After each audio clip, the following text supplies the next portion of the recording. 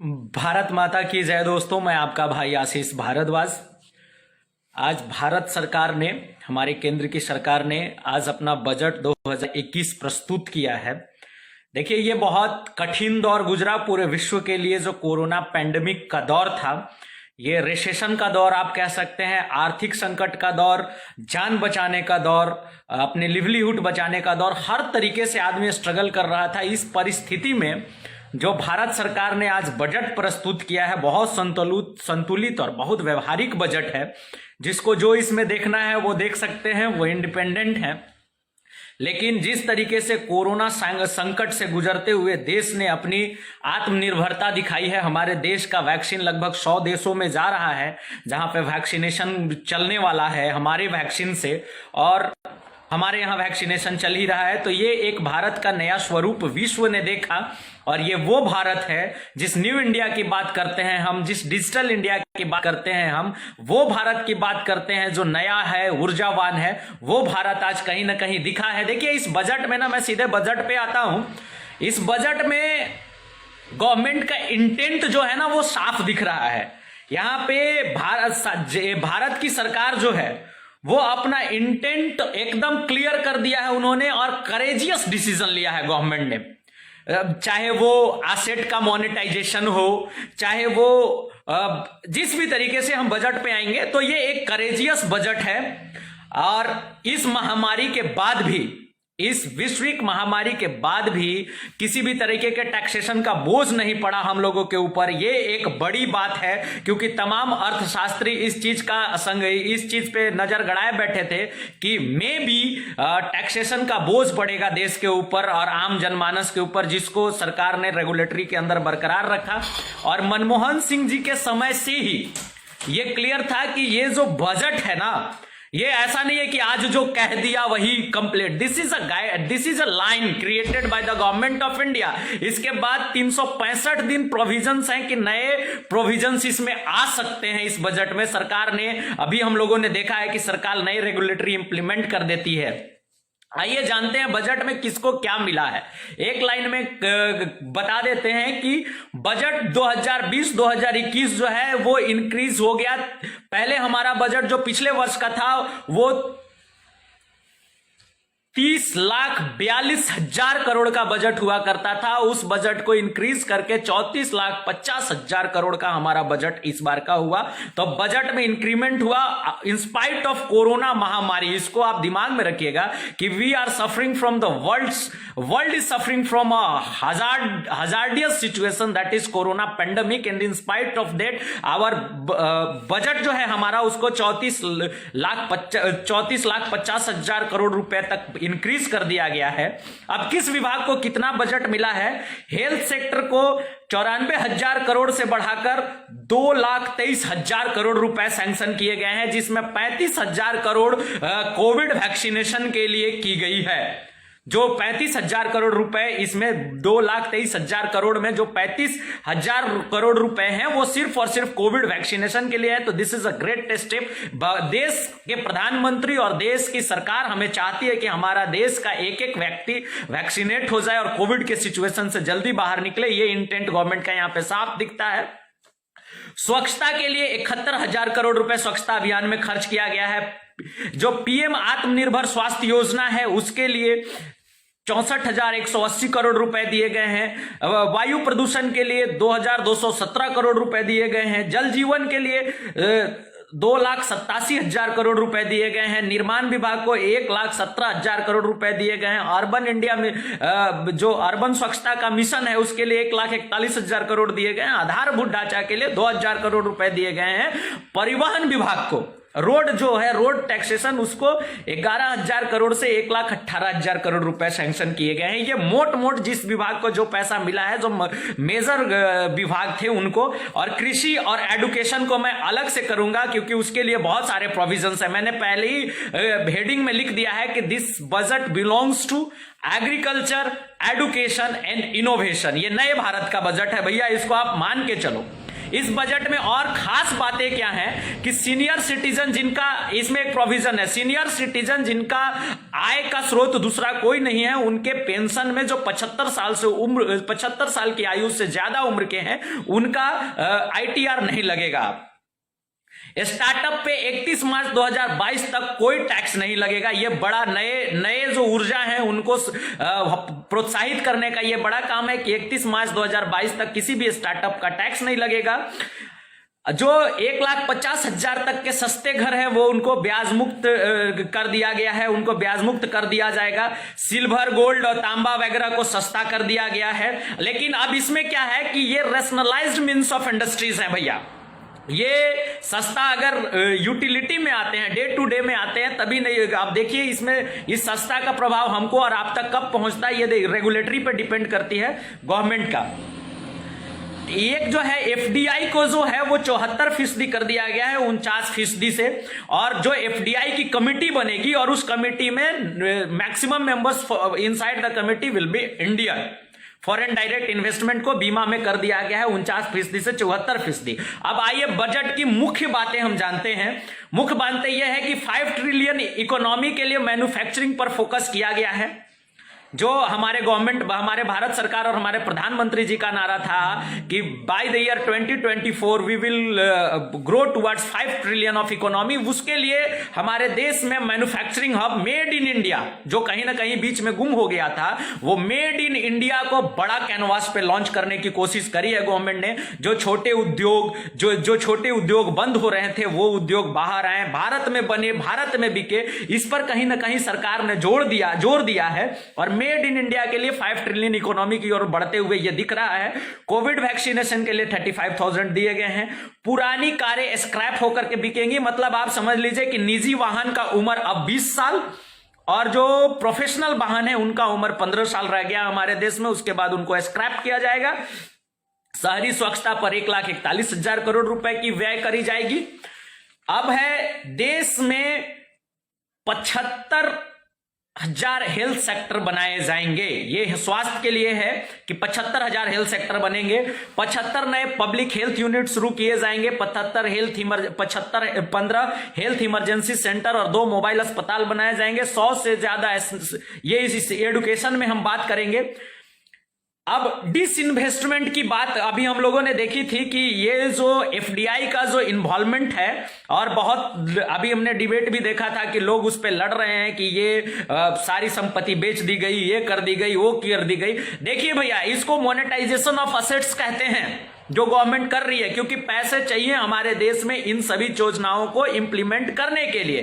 तो ये जो है ना, ये नया स्टार्ट नहीं किया गया है, ये कांग्रेस की सरकार ने इसको शुरू कर रखा था। और अगर कांग्रेस इस पे ब्लेम लगाती है लोगों पे, तो मैं कांग्रेस के लिए एक बात कह दूं कि आप ही ने IMF इंटरनेशनल मॉनेटरी फंड के इकोनॉमी रिफॉर्म प्रोग्राम पे सिग्नेचर किया था। आप ही के मंत्री वहां जाके इकोनॉमी रिफॉर्म प्रोग्राम पे साइन करके आए थे। तो इसके लिए ये कोई नई बात नहीं है कि भारतीय जनता पार्टी ने इसको इंप्लीमेंट करके इसको ऐसे कर दिया है।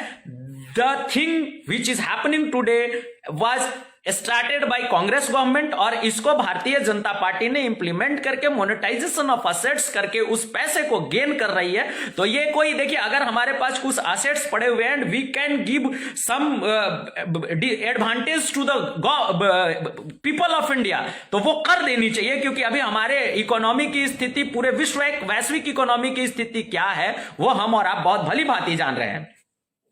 अब देखिए, सस्ता में जैसे अभी जो बैंकों का इस तरीके से हो रहा है विलय एक दूसरे में, कुछ बैंकों को में प्राइवेटाइजेशन किया जा रहा है, तो उन प्राइवेटाइज्ड बैंक में और विलय किए हुए बैंकों के लिए गवर्नमेंट ने एक सिक्योरिटी करी है कि बैंक अगर डूबेंगे तो अब ग्राहकों को 5 लाख रुपए मिलेंगे।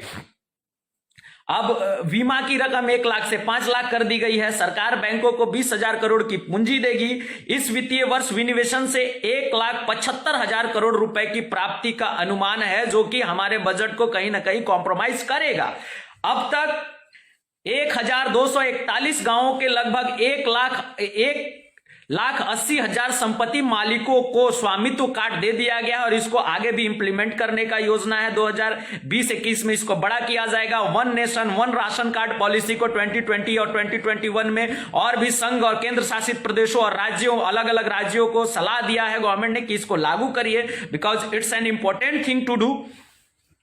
अब 5 बंदरगाह जिसमें कोच्चि, चेन्नई, विशाखापट्टनम, पारादीप और पेडुआ घाट है, इसको आर्थिक क्रियाकलापों के रूप में एज द इकोनॉमिकल हब और इकोनॉमिकल कॉरिडोर के रूप में इसको डेवलप किया जाएगा। एमएसएमई के लिए 15,700 करोड़ रुपए की व्यवस्था की गई है, जो कि बजट के अनुमान का दोगुना है एमएसएमई में जो इन्वेस्टमेंट की गई है।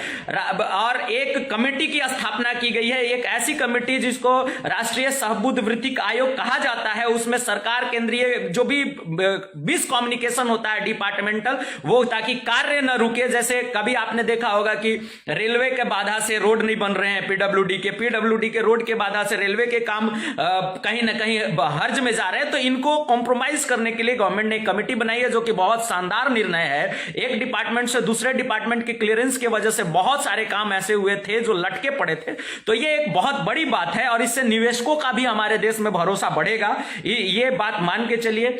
डिजिटली जनगणना पहली बार हमारे देश में होने वाला, ये डिजिटल इंडिया का एक बहुत बड़ा रेवोल्यूशन आप देख सकते हैं कि first time in India digital जनगणना होने वाला है। उसके लिए 3,768 करोड़ हमारी गवर्नमेंट ने सैंक्शन करा है। अब अनुमानित वित्तीय घाटा जो वर्ष 2020-2021 में थी 9.8% थी, यह अनुमान है कि 2021-2022 में यह 6.8% हो जाएगी और 2023-2024 में यह घटकर मात्र 3% बचेगी, जो कि बहुत बड़ा बात है। और आप ये देख लीजिए कि प्राइवेटाइजेशन जो है वो बैंक, पोर्ट वगैरह का हो रहा है, कुछ कॉरिडोर्स का हो रहा है, कुछ रेलवेज के चीजों का हो रहा है, तो इसमें घबराने की बात नहीं है। The complete authority will be of the government, the executing body for the education of those department. और उन कॉरिडोर्स का या उन जो भी चीज प्राइवेटाइज किए जा रहे हैं, सिर्फ एग्जीक्यूशन का अधिकार उनको मिलेगा। बाकी जो चीजें हैं वो गवर्नमेंट के अंदर की रहेगी। उसमें जो कमिटियां रहेंगी उसमें भारतीय मूल के मैक्सिमम पदाधिकारी रहेंगे।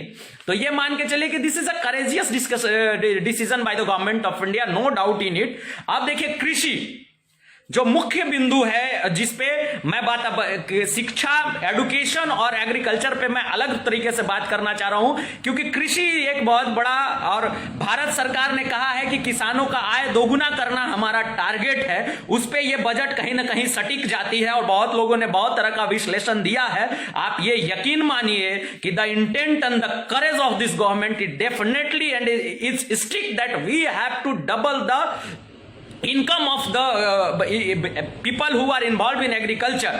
ये इंटेंट दिखता है, देखिए काम बोलता है भैया और इंटेंट दिखता है। हमारी भारत सरकार चाहती है कि हमारे किसानों की आय दोगुनी हो और उसके लिए उन्होंने क्या क्या सुधार किया है, वो सुधार का मैं कुछ विवरण आपको दे दूं। वो सुधार ऐसे हैं कि 2013-14 में, अब कृषि बजट में कृषि को क्या स्पेस मिला है इसको आप देखते जाइए। इन द ईयर 2013 से 2014 गेहूं पर किसानों को जो भरे भारत में भुगतान की गई थी वो 33,874 करोड़ रुपए थे, जो 2019-20 में हमारे, ये 2013-14 में मनमोहन सिंह जी प्रधानमंत्री थे हमारे देश के। उस समय गेहूं की जो भारत सरकार द्वारा भारत के किसानों को भुगतान की गई थी वो थी 33,874 करोड़ रुपए। जो 2019-20 में गेहूं का भुगतान जब प्रधानमंत्री माननीय श्री नरेंद्र मोदी जी बने तब उन्होंने किया 22,802 करोड़ रुपए। और जो 2020-21 में अनुमान जो लगाया गया है भारत सरकार द्वारा, जो गेहूं पे भुगतान करेगी भारतीय किसान को हमारे भारत की सरकार, वो करेगी 75,060 करोड़ रुपए। तो ये एक बहुत ड्रास्टिक और बहुत बड़ा चेंजमेंट है inside the budget and the intent of the government and the dedication of government of India towards agriculture is over here. आप यहां से देख सकते हैं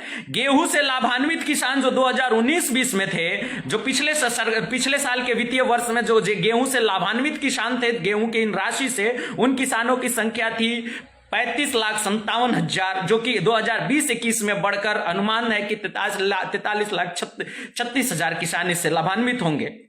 अब धान के लिए जो सरकारों ने भुगतान किया है 2013-14 में, वो है 63,928 करोड़ रुपए जिस समय माननीय मनमोहन सिंह जी की सरकार थी और कांग्रेस की सरकार थी 2013-14 में, at that time the government of India has paid government of India ने जो धान के किसानों को भुगतान किया था, भारत के धान के किसानों को, वो अमाउंट था 63,928 करोड़। जब मोदी जी की सरकार आई 2019-20 में, जब वित्तीय वर्ष, पिछले वर्ष का वित्तीय वर्ष पे भुगतान हुआ था 1,41,930 करोड़ रुपए, और 2020-21 में जो अनुमान है वो अनुमान ये है कि 1,72,752 करोड़ रुपए का धान का भुगतान किया जाएगा भारत सरकार के द्वारा धान पैदा कर रहे भारत के किसानों को। Here also I will say you कि यहां भी आपको intent of the government of India clearly आपको दिख रहा होगा कि what our government want to deliver to our farmers. हमारे फार्मर्स को हमारी सरकार क्या देना चाह रही है। जो मोदी जी ने कहा है कि हमारा कमिटमेंट है भारत के किसानों को कि हम आपकी आय दोगुनी करेंगे, उस पे उनकी इंटेंट यहां पे साफ दिखती है। अब लाभान्वित किसान कितने थे वर्ष 2019-20 में? 1,24,00,000 किसान अब लाभान्वित थे धान के इस भुगतान से। वहीं 2020-21 में 1,54,00,000 किसान लाभान्वित थे अब होने का अनुमान है। अब एमएसपी जो मिनिमम सपोर्ट प्राइस, जिसको न्यूनतम समर्थन मूल्य कहते हैं, जिसको लेके विवाद बहुत बड़ा हुआ है हमारे देश में कि सरकारें एमएसपी पे कानून क्यों नहीं बनाती हैं, सरकारें एमएसपी पे कानून क्यों नहीं बनाती है। एमएसपी में हमारे बजट 2020-21 में स्पष्ट रूप से कहा गया है कि एमएसपी लागत से 1.5 गुना किया गया है, उत्पाद लागत का 1.5 गुना कर दिया गया है। मिनिमम सपोर्ट प्राइस मतलब न्यूनतम समर्थन मूल्य को लागत का 1.5 गुना कर दिया गया है, जो कि एक बहुत अच्छा रिफॉर्म है जो पहली दफा हुआ है हमारी भारत सरकार के द्वारा।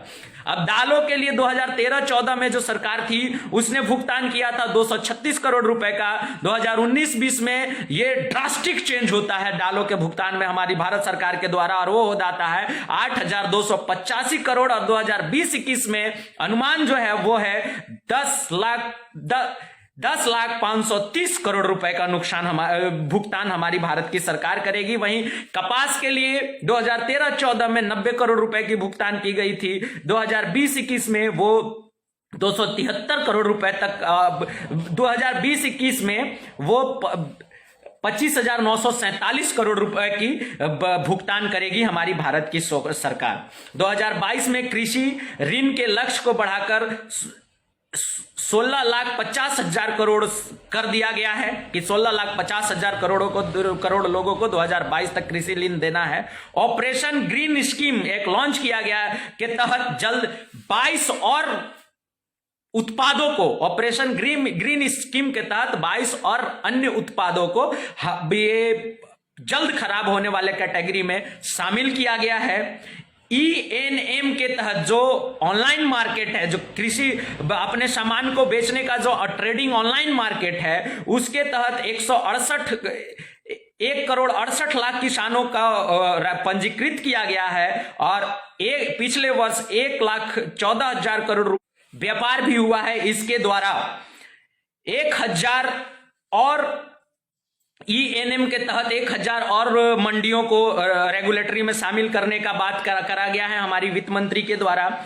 और जो आप ये जो चाय की श्रमिक जो हैं, चाय की बागानों में जो काम करते हैं, इसके लिए स्पेशल प्रोविजन लाई है इस बार की बजट में हमारी भारत की सरकार ने। उन श्रमिकों के लिए और उनके बच्चों के कल्याण के लिए 1,000 करोड़ रुपए का नया इंप्लीमेंटेशन किया है हमारी भारत की सरकार ने, जो कि बहुत सराहनीय है और कृषि में एक बहुत बड़े सुधार की बात कही गई है। देखिए, कुछ चीजों का मूल्य बढ़ा दिया गया है। जो चीजें बाहर से आती हैं हमारे देश में उनका मूल्य बढ़ेगा, क्योंकि भारत की सरकार का जो फोकस है वो कंप्लीट फोकस है मेड इन इंडिया, आत्मनिर्भर भारत पे, कि अपने देश में बनाइए, हमारे देश में बनाइए और हमारे देश में खपत करिए।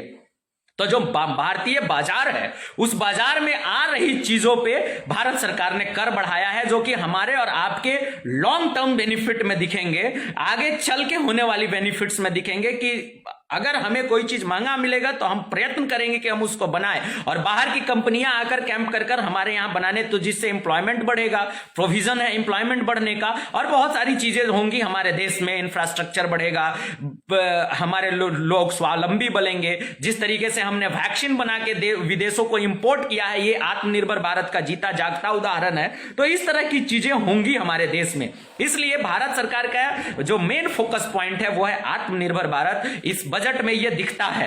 अब एजुकेशन पे आइए। शिक्षा इस बजट में शिक्षा का क्या स्थान है? तो शिक्षा का स्थान यह है भैया, शिक्षा के लिए कुछ बहुत अच्छी चीजें इस बजट में दिखी है मुझे, उसको मैंने पॉइंट आउट किया है। पहला है कि 15,000 से अधिक विद्यालय में गुणवत्ता के दृष्टि से सुधार किया जाएगा।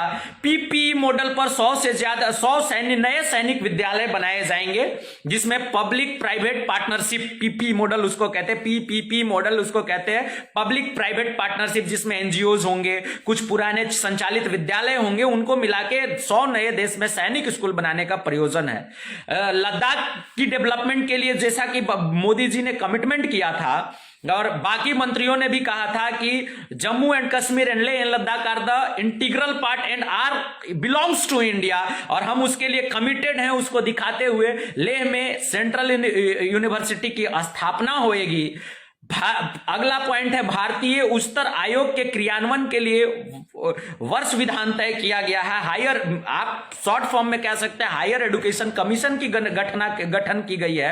750 एकलव्य मॉडल रेसिडेंशियल स्कूल बनाने की बात की गई है, जिससे अनुसूचित जनजाति के बच्चों को डायरेक्ट बेनिफिट होने वाला है एकलव्य विद्यालय से। वो हम और आप सभी जानते हैं, बहुत एकलव्य विद्यालय बने पड़े हैं, रनिंग भी है।